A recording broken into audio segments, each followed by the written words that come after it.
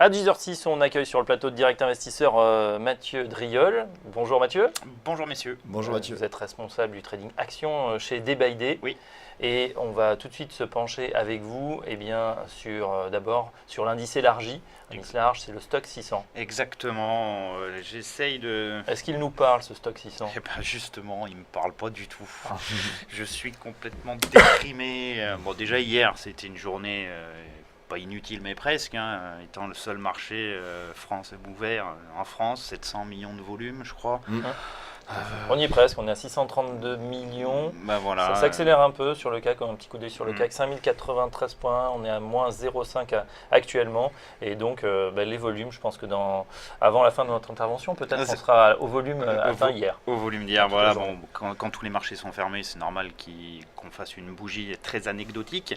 Sauf que ce matin, qu'est-ce qui se passe sur le stock 600? Donc mon indice de référence, ça fait grosso modo 5 jours qu'on fait rien du tout.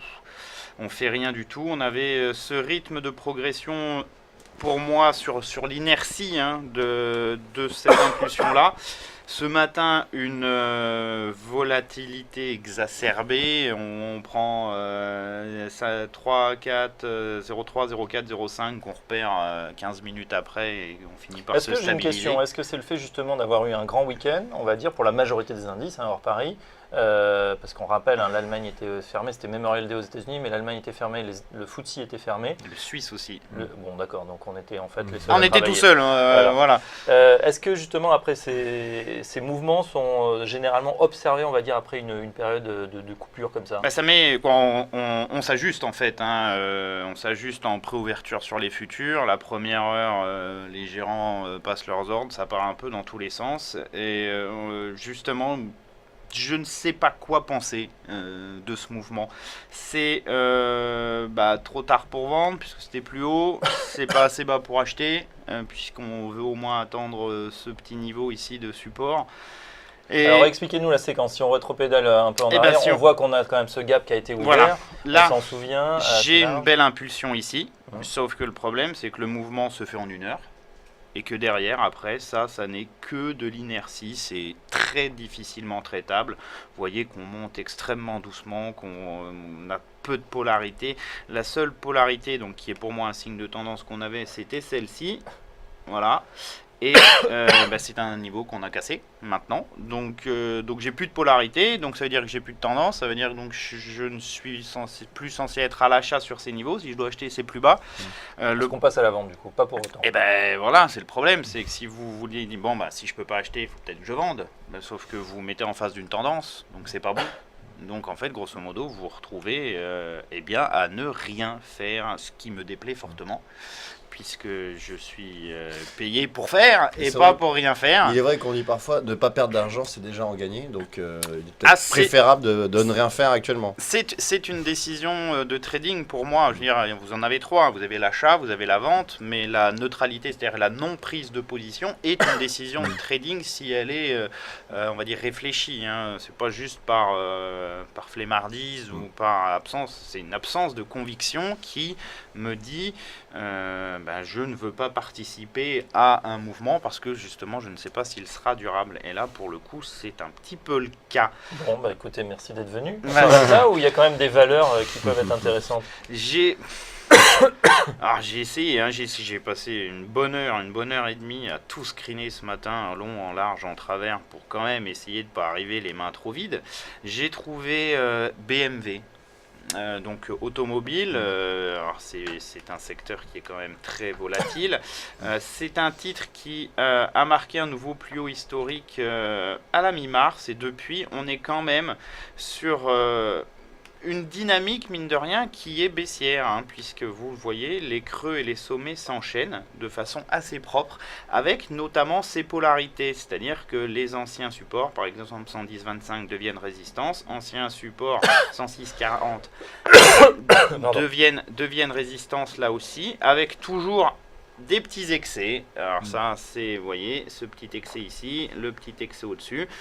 Il semblerait pour l'instant que la résistance triomphe, donc on devrait a priori, si ça se poursuit, refaire des nouveaux plus bas, mais vous voyez en termes de conviction. Ceci étant, Mathieu, on voit qu'on a ouvert un gap haussier. Voilà, donc c'est ce qui bloque peut-être les cours à la baisse. On trouve toujours beaucoup de contre-arguments en fait, mais quel que soit le sens que vous décidiez, vous dites, à l'achat, je peux vous trouver des éléments, on est juste au-dessus du gap. Donc théoriquement, c'est le bon point d'achat si c'est un gap haussier. Sauf que on est à court terme, on est plutôt dans une dynamique phase baissière. Donc vous dites je vais plutôt vendre. Si je dois vendre, BMW, eh bien le stop il est au-dessus de 106,40. La cible, ce sont de nouveau plus bas. On a un petit point vers 98. Puis après, c'est surtout la zone des 90 qui est une zone majeure. Mais pareil, anticiper 10%, plus de 10% de baisse maintenant dans des marchés qui ont très peu de trend, ça me paraît pas utopique, mais compliqué en tout cas. Voilà. Est-ce qu'il y a une meilleure perspective sur d'autres titres ? J'avais un petit truc, je souffle, mais j'avais trouvé peut-être quelque chose sur M6, mais voilà, c'est une lecture haussière ici avec une jambe de baisse et puis une tentative assez faible de sortie de triangle. Alors déjà à la base, les triangles, c'est loin d'être ma figure technique préférée puisqu'on a une chance sur deux d'en sortir par le haut ou par le bas. Quand on en sort, c'est rarement très impulsif, on fait souvent des pullbacks. Donc voilà, c'est pas les meilleurs éléments, mais j'ai une tentative ici de retournement avec une probable accélération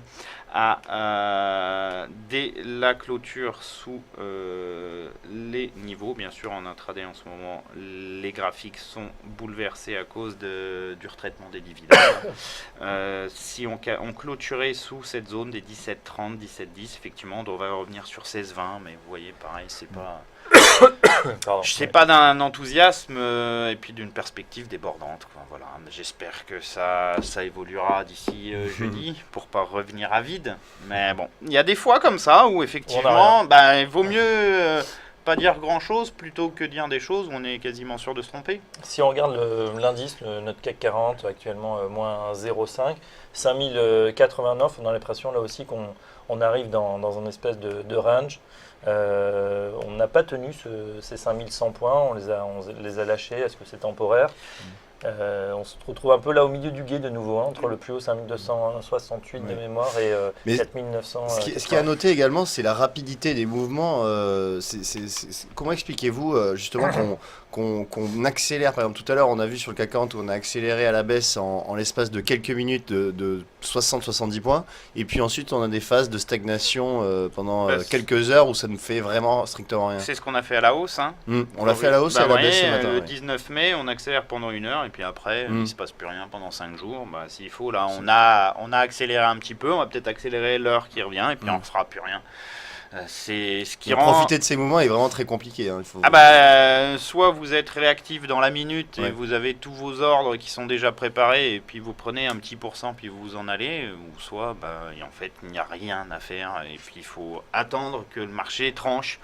Sauf que la problématique ici, c'est, je me dis, tiens, j'ai effectivement par exemple un petit niveau, c'est le haut de cette bougie, c'est le gap, 5030, bon, intéressant.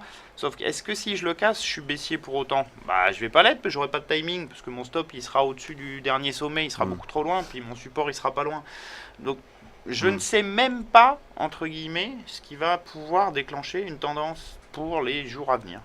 Voilà, donc je suis vraiment...